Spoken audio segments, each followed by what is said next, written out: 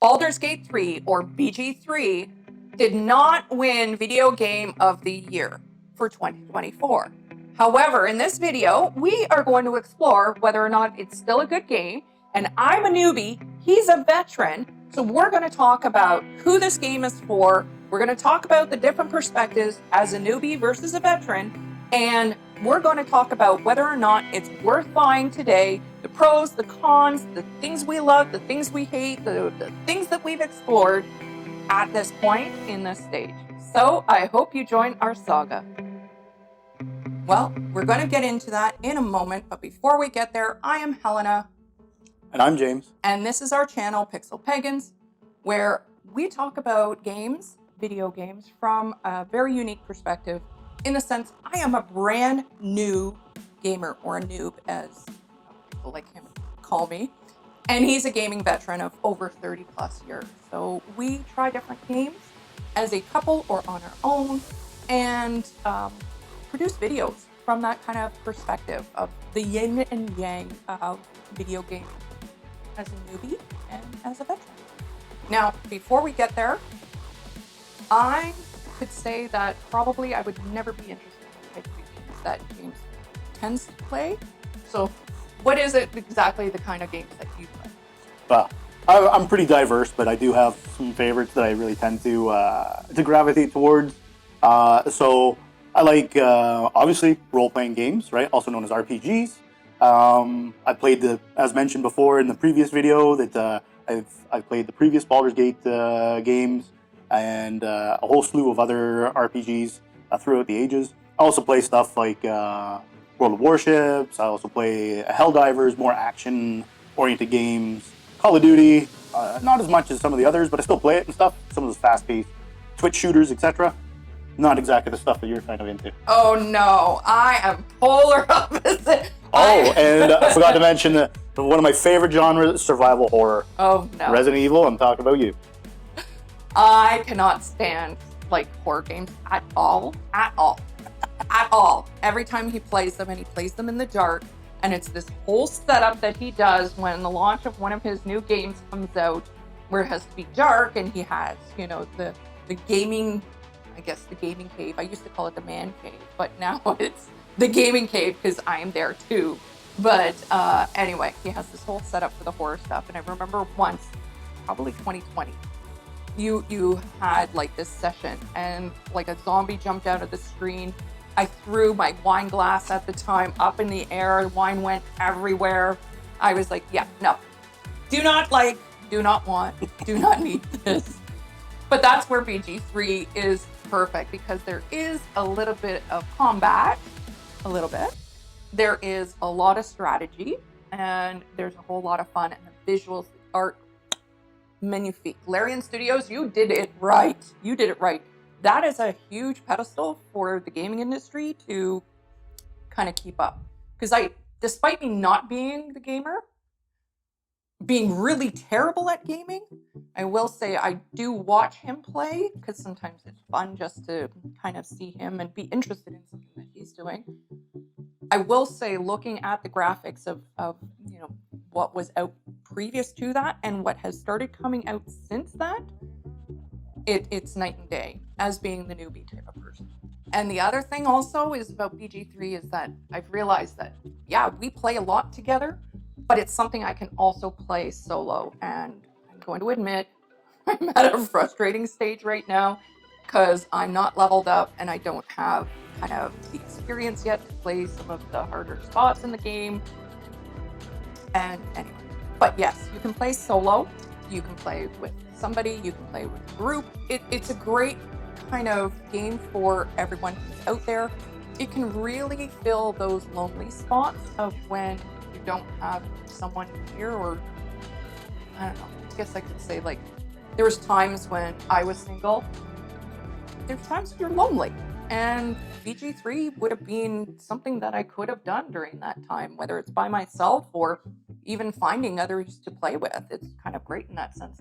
Didn't realize that was part of the gaming community as well. And a lot of games have pretty good communities and stuff as well. They're welcoming, they're supportive of new players, etc. and stuff. Helldivers, I'll say, is one of the really good communities. There's a lot of support. With every community, you're going to get some toxic trolls. That's just the internet. It's a product of the internet, and it's fortunately not going to go away. But for the most part, the community is very positive, supportive of new players, and quite enjoyable to play with. Well, I'm going to go out and just call this out. The people who are Warhammer fans, yeah, I just seeing the comments in some of your Warhammer videos. He's a big Warhammer fan. Seeing the comments in some of the Warhammer videos, yeah, there's some very passionate players out there, very passionate fans. Let's just say that. And I will say, we classify ourselves as nerds, but they're next level. They're the gaming boss of nerd, I guess you could say. The final boss. So before you think that this is going to be a huge love fest of BG3, of us saying everything we love about BG3, etc., we're going to actually, in this video, get into the nitty-gritties of, is BG3 worth the price? Is it worth playing as a newbie? And is it worth playing as a gaming veteran? So truth be told, we looked at this game as a couple quite a few months before we actually bought it, or before he gifted it to me. He kind of did bite the bullet and just did it one day. But anyway, check out the video we did last. It'll kind of explain more of that story. But one of the big hesitations for me was, will I actually enjoy the game? Will I know how to game? Is it worth the price? Those were all some of the questions that I had. Oh, and also, like, what if I suck? What if I'm so terrible that I hate it? And what if I'm so terrible I disappoint him? So those were some of the things why we initially didn't buy the game, because of it. The other thing was that I was just so overworked, I didn't have the time to play at the time. So it ended up that we never went forward with it, and I will say that was 100% on me. So now, just thinking, is there any thoughts you went through in that time of when we first looked, to the time that we bought, on what was going through your mind of me never had been or ever played a game? Is there anything at that point that you were thinking? Well, I wasn't worried so much about the cost, because even with Steam, there's a return policy. So I knew if you didn't like it within the first try or so, that I could get my money back for it. That wasn't a concern for me. My big concern was, were you going to get frustrated with it and just give it up and not give it an honest chance? Which I'm happy to see that you've fallen in love with it, and that's not a worry of mine or a concern anymore. Yeah, and I'll be honest, the thought didn't even cross my mind that there would be a return policy, because of the business I had. A lot of it was digital downloads, and when you buy something that's a digital download, it is a forever sale. There is no refunds on digital products usually. So that's what was going through my mind from a spending standpoint, was that, like, to me, it was a digital download that you would just never get your money back if you weren't any good at it. So again, came through that I didn't necessarily want to spend the money, because I didn't know, okay, would I like it? Did I have enough time? There was just too many what ifs happening. So what were your first impressions of the game when we finally, eventually, obviously, bit the bullet and ended up buying the game? He gifted it to me. It was a huge surprise. And at the time I was going through a burnout stage. So I said, okay, fine. I'm going to put some of my life on hold and just try this. The video that I'm going to tag up or drop down in the description below talks more about this, but basically I put everything on hold and decided just to have a little fun with my husband for a little while. So we ended up buying the game, and well, actually he gifted the game for both of us. And when we first downloaded it, I have to ask, what was your first impression when we first logged in and you started creating a character? Well, I've played previous Baldur's Gate installments, so both action RPG and the classic RPG, and so I had a bit of an expectation and a standard that I was expecting it to live up to, and I'll say it was completely blown out of the water. This game has gone above and beyond. It's completely next level to what I was expecting. So I was really impressed. The depth of the character customization is very in depth. Though I did wish there were some more initial hairstyles, facial styles, etc. character customization. But there are many mods in the official mod manager that you can add all that kind of stuff. So that's really kind of a moot point for me. And then it had to have a good story. RPG is all about a good story. And I will say BG3 delivers 100%. The graphics, the sound, the music, everything. I really have a hard time finding something, a con to this game, let's say. What I have is very small. Like I said, I wish there was a little more character customization. And it's not 100% lore faithful to D&D, but you would really have to be into D&D to pick out those little deviations. And the only other thing, as long as the game is, like, we're not even finished it, and we're at like 130-ish hours or so. Oh, I think we're more than that now. But still, we're getting closer to the end, and I wish there was maybe another act to it. There's 3 acts in the game.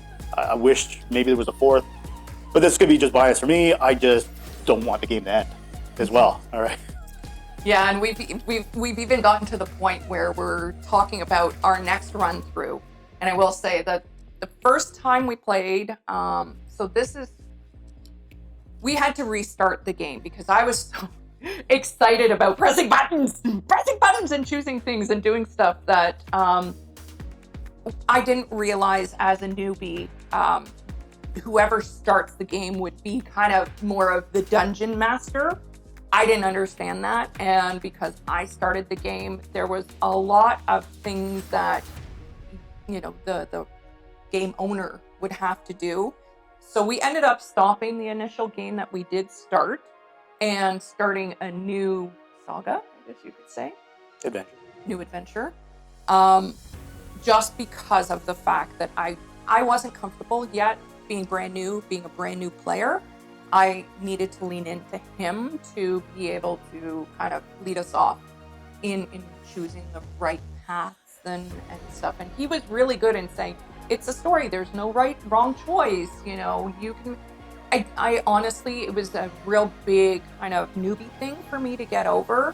I didn't feel that I was confident enough to be responsible for both of us at that point. I didn't want to frustrate him. That's what it was too.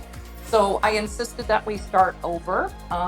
So a large portion of my game time is the first saga that we started, or the first adventure we started, and then the second adventure, which we are now on Act 3 on that part. From a newbie perspective, I will say it was a little intimidating understanding like how much or who and what and all of the buttons and what do they mean. I will put it out there that I am really grateful that there are a lot of gamers who have put out videos ahead of us. And I'm going to say that as a brand new person, I am really grateful that there are people who have played through the game already, who are a year ahead of us in this game, who have put out the beginner's guides to whether it's character customizations, whether it's how to do this or a certain area. But the best one that I have to say is LuckyGhost. I'm going to tag you down below. You were probably the best person for me to resource as a brand new gamer on the basics of the game. Now, don't get me wrong, my husband was very, very good at teaching me it. It's just I could sit down and he has an 1.5 hour long video. I could chunk out periods of time where I could just watch. And there was times that I'd actually end up saying something to him later on and say, by the way, did you know we can do this? And he'd be like, oh, okay. And that was where we discovered the mods, I think. And that's one of the things as well is as seasoned of a gamer as I am and stuff, and I've played RPGs before and stuff, every new game that comes out, the mechanics are different. They're slightly different. There's some core things that will always be there, but learning the ins and outs of the mechanics, the skill trees, that's another one. They don't show the skill trees, so what you can select when you level up as the attributes or perks, etc. and stuff.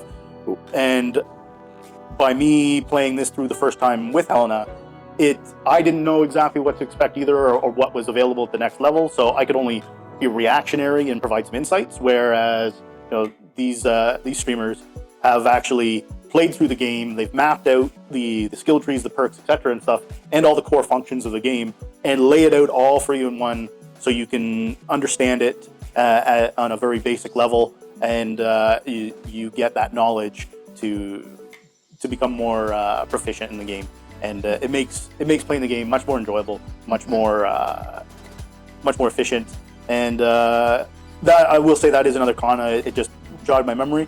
I wish Larian had included a better tutorial at the start of the game, because the game is so complex, and to go in a little more detail with all the actions and leveling up, etc. Like how to multi-class. They never talk about that, but it is an option you can do. And we actually had to learn about it through watching some other videos on it. Mm-hmm.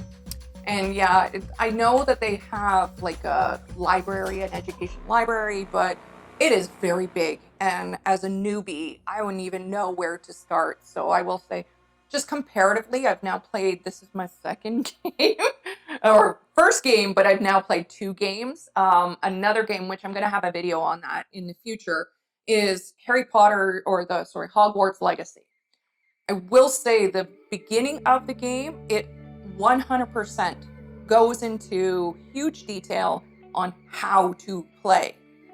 It assumes that the person who is playing has never played before. I wish that there had been that component with BG3. Just at least like a basics. Like, I know they tried to do it as in the ship, but really the ship has big decisions right from moment one that you have to do. So it would have been nice to kind of try those or walk through something before just jumping into the game. That's newbie speak anyway right here. So take it for what it's worth. And another piece that I would say is that I wish the game told you to save and save often. And I know that it auto-saves, but when you were playing with a newbie like me, you really want the game to save your marriage. You really want, you want to save your game in multiple times. I wish there was more saving that just automatically happened on a time basis, because there were times that, I made a dumbass move or a dumbass decision, and we had to go back really, really far because both of us had forgotten to, prompt a save. So that's the one thing that I would highly recommend for, from a newbie standpoint. And we're not playing it on the newbie settings. We're playing it as not on the honor settings either. No, it's a medium setting. So it's the balance between story and strategy. Mm-hmm.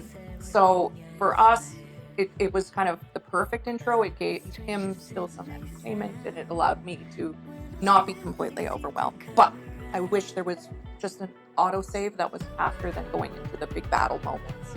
And that being said, that's when I know we're getting into a big battle, or aka I've opened the door and walked into a room way too fast. F5 key is your best friend. Hide, crouch all the time. I don't do it. All right, so outside of saving characters in your marriage, characters, how would you compare this to other games? Well, it's definitely not as fast-paced action like something like Call of Duty, Helldivers, Fortnite, something like that. If that's the kind of game you're thinking it is, it's way off. It's definitely much slower. It's definitely story-driven, and it's turn-based combat. So it'll be your turn, you make your moves, or in this case, the way the game does it is, depending on your initiative roll, will determine where you show up in the character rotation. So it could be one of your character's turns, then a couple of enemies, and then another of your character's turns. But when it's your turn, you don't have to worry about the enemy doing something while you're thinking or figuring out what action you want to do. So it's quite different in that respect. But I do like it. I'm a fan of turn-based strategy combat games as well. Like throughout my years, I played the original XCOM on PC. I've played all the other XCOM games when they came to like Xbox and stuff. Number of different turn-based strategy games, and I quite enjoy them. I like the slower-paced thinking at times, where you just want to just sit back, relax, take it in, no stress of worrying about somebody coming up behind you and stabbing you in the back or something while you're trying to figure out what to do. Right? So it's a much different experience, but it's just as fun as something that can be, you know, fast-paced, action-oriented. Yeah, and I will say that, you know, my kids asked me to try console Fortnite years ago. I was hopeless at it. That was why I didn't start games for a long time. I mean, I've just recently tried some games on using keyboard on the PC. I'm a lot better on it, believe it or not, but I'm also realizing that your nails, I need a new keyboard because WASD do not play nicely with long nails. So that's one of the things that just, you know, an outside, I guess, high maintenance kind of position that I would say that, you know, that's one of the tough things for me, that I would need a better keyboard. Carlac wouldn't have a problem with her fingernails. Yeah, she would. She would fucking have a problem. Yeah. As you can see, we have certain characters we absolutely love too. So anyway, some loves them more than others. And if you're thinking Shadowheart, he has a big Carlac kind of. Astarion. No, Astarion's not my thing. You like the pretty boy. No, I think Will would have been more of my thing, to be honest. So, anyway. You're a Halsin, Team Halsin. Actually, I am totally a Halsin. Love druids. Love, like, you know, shirtless Halsin running around. Fine, I get shirtless Carlac then. Oh, well, she pretty much is shirtless, but anyway. And that's another thing I should mention as a newbie, learning all of the little things, like you need to make sure you equip your boots. Not just keep your boots in your storage and run around for half the game in bare feet. Can't believe you did Gale like that. Yeah, I forget to sometimes equip things. I forget to send things to camp. I tend, like, all of a sudden I'll be like, why am I so slow? And I realize I'm completely bogged down with loot. Yeah, or then I get like kind of paranoid about making the wrong decision, so I'll send everything in my inventory to him, everything. And then, yeah, so I have like the whole of 12 gold going into Act 3 or something like that. And you wonder why I spend so much time sorting and selling loot. Yes, yeah, and then I'm like, oh god, bored to death in that point. All right, I'm curious, how does the game kind of feel for you from a graphics, artwork, music standpoint? I know you alluded to it early on, but what are your kind of thoughts comparative to other games? Because I've seen the zombie games. Yeah, they've good graphics, but not my thing. So what would you say your feedback is from that? I would say it's great. It's not photorealistic graphics, but that's not what the game was going for. It's set in a fantasy setting, right? In Faerun. So you expect a little more, not cartoony, but artwork, artist style aesthetic to the graphics. But the music, the sound effects, and like I said, the art is still great. Right? All of it is great. They've done a bang up job. The amount of dialogue and choices is absolutely insane. Like we're close to 140, 150 hours or something like that in our playthrough here. And this is just one playthrough. We can go over again and you can play a completely different way and have a totally different adventure. So many different options to take in different ways you can take the story. The gameplay is good. It's smooth. There's no bugs or crashes that I've really run into or anything like that. I've run into a couple bugs, but I think that was maybe caused because of me. There's the odd thing, like you get hung up on the odd little thing, but really minute. Overall, it's really a fantastic game, and I gotta give credit where credit's due. Larian did a great job putting it together and bringing that universe to the PC screen. And bring that universe to everyone. Like you being a gaming veteran, me being a brand new person who probably, like, I think I've seen the terminology cozy gamer or cozy games, where, you know, people really like cozy games like The Sims and that type of stuff. I would say that the cozy gamer would also be comfortable in this type of game because you can put it in more of a story mode if you wanted to. You don't have to have the big battles, the big, whatever. Well, you probably still, but it will be different. So anyway, I think it's really a game to me for everyone, no matter what kind of level you're coming in at. I would agree, yeah, because either being a new player or a seasoned veteran of RPGs, your hardcore RPG player, there's still something for everyone. For those hardcore people that want all kinds of difficulty and challenge, they have an honor mode, so you only get one save, and if you die, that's it, kind of thing. You die. That's it, right?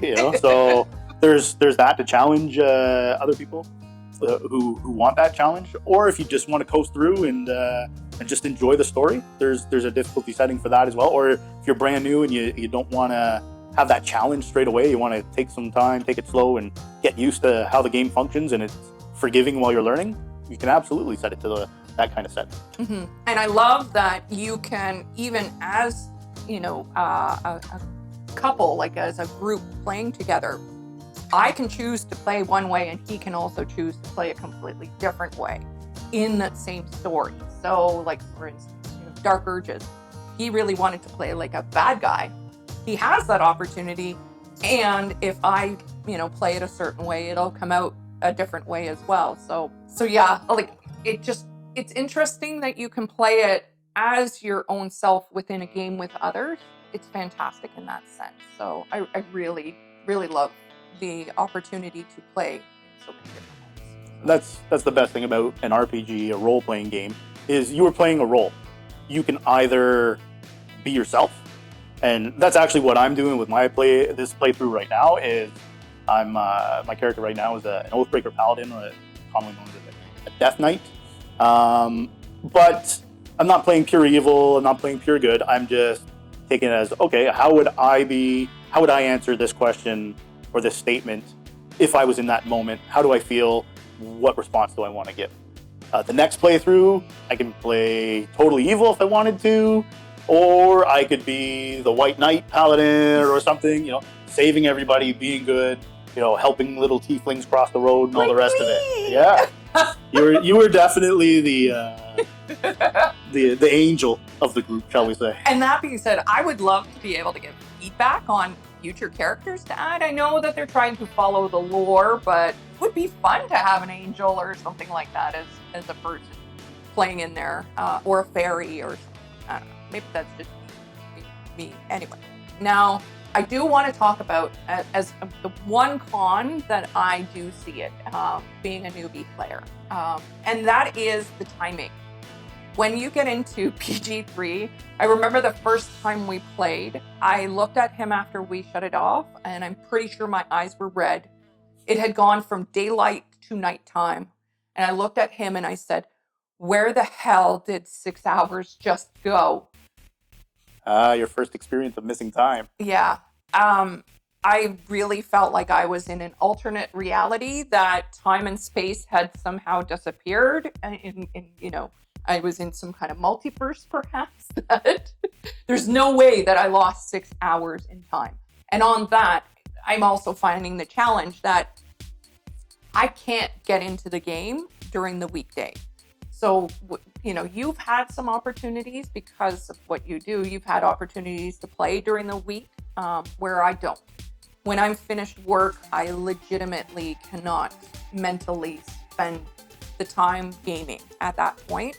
I feel like I can't give my all. There's been times I've tried. If I had a tough day at work. I just wanted a couple of an hour or something before dinner or whatever the case may be. And my mind just spins too much. So for me, from a timing standpoint, I really can only game pretty much on the weekends, on a Saturday. Again, it's partially because of what I do for a living. It's partially because, I'm sharing the PC with my kids, part of it, and I feel guilty saying no to them. And it's partially that there's just too much to do sometimes. Like, this channel, I have to do scripting, I have to do editing, I have to do, a whole bunch of other stuff. That won't get done unless I am either doing it beforehand or in the evenings. So I really don't get the downtime to play it, though I'm constantly always thinking about it in my head. It is one of those things that just keeps me coming back wanting more. Do you have any negatives that you would say? The game's too addictive. Overall, not really. Like I said, there's some cons with the game. It's not perfect by any means, but it's extremely close. If I was going to give this a score out of 5, I would give it a 4.8. Like it's an extremely good game. It's enthralling. Like Helena said, she lost 6 hours because she was just. It's that immersive. You get into the story, you get into the adventure, the exploring, everything, and that's the marker of a great game. Is they can pull you into that universe, and you generally get lost in that universe for X amount of time, whatever it is, whether it's 30 minutes, whether it's 6 hours, whatever, right? You just experience that world, that universe, and when you log out, you were like, wow, that was awesome, that was fun.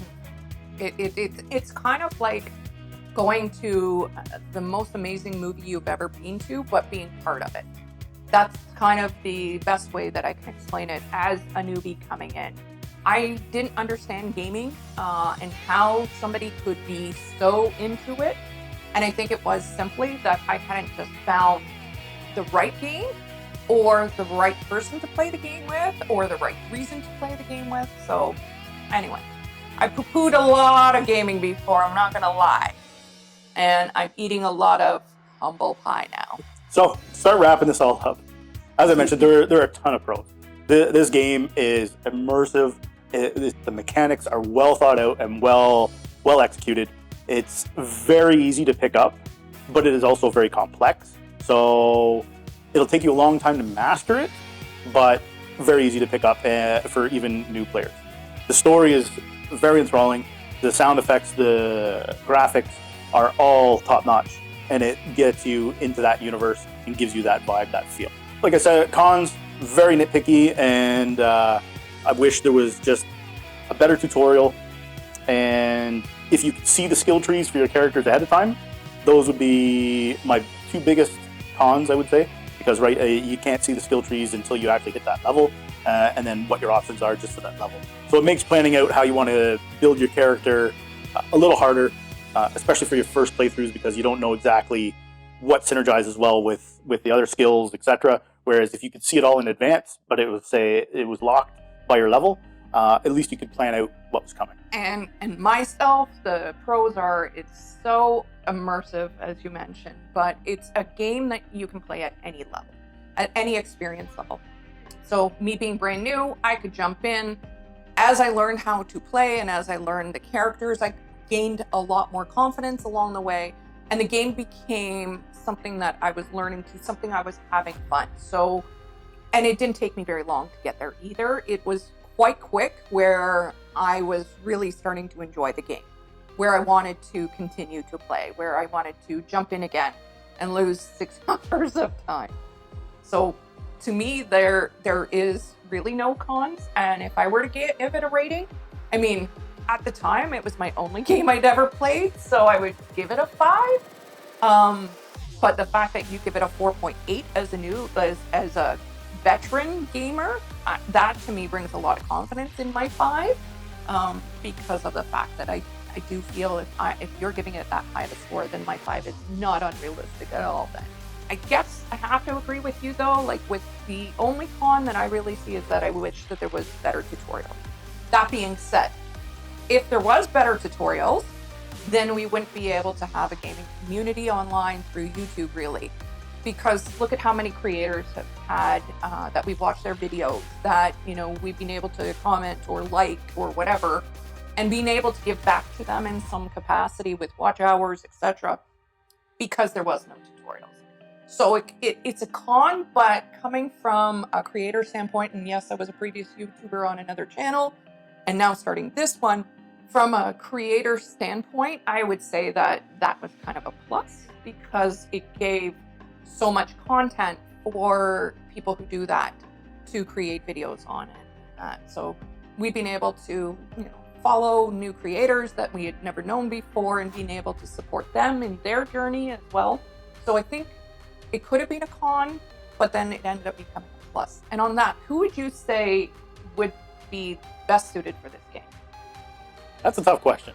It's suitable to a broad array of gamers. I think the only gamers that it wouldn't be super suitable for is the ones who are looking for like your fast twitch shooters like Call of Duty.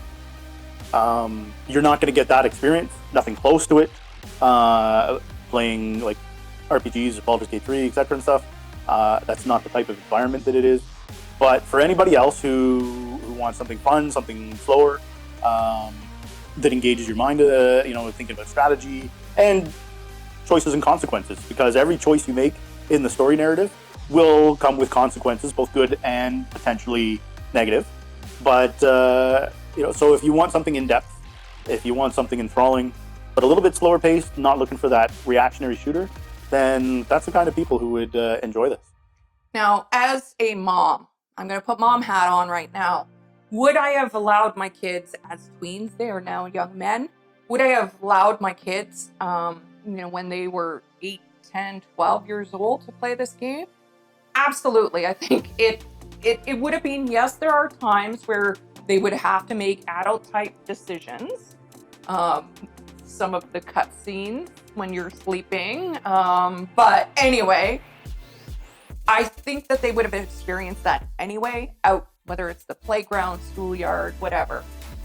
That you just have kind of, and like, let's face it, Fortnite, you're killing people. Call of Duty, you're killing people. So is this a little bit better solution? I personally think so. I think it gives them, choices have consequences in the game. So I think, I would have probably been okay with them playing it. I probably wouldn't have had the COVID screaming that happened during COVID and Fortnite and all those years and rage quitting and so on. I think it would have saved my mental sanity as well a little bit. But yeah, I would definitely still recommend this to a parent who might be okay with sexual kind of innuendos that their children would potentially experience. There is mild gore, but it's like, how do I explain it?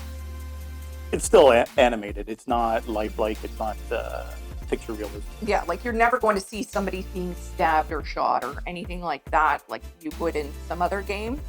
But it does give the implication of hitting and that type of thing. So if you're okay with that, I mean, most of the games out there nowadays are like that. I mean, if you even, I don't know, outside of like the real cozy games like Candy Crush and that type of thing, I don't think that there's much. If they played Call of Duty, they've seen worse than what's in this. Yeah. Okay. So fair enough. Or even Fortnite, I would even say. Fortnite's cartoony, so which is kind of on the same level as BG3. Mm-hmm. It's an animated fantasy style, almost cartoonish animation and graphics, so it detracts from that realism, whereas something like Call of Duty, even though it's a video game, is much more realism focused. And there are some scenes in those games where they can be pretty violent, intimate, shall I say. Okay. So yeah, we definitely, I think, in the end, give this a definite buy. I would say buy the game. I think it's good for any level. I think it's good for tweens plus, maybe not necessarily 8, 10 years old, but I would say probably around that age 12 and up type of thing would probably be okay with it. Yeah, I definitely give it that it's worth the money, it's worth the cost, it's worth the time learning.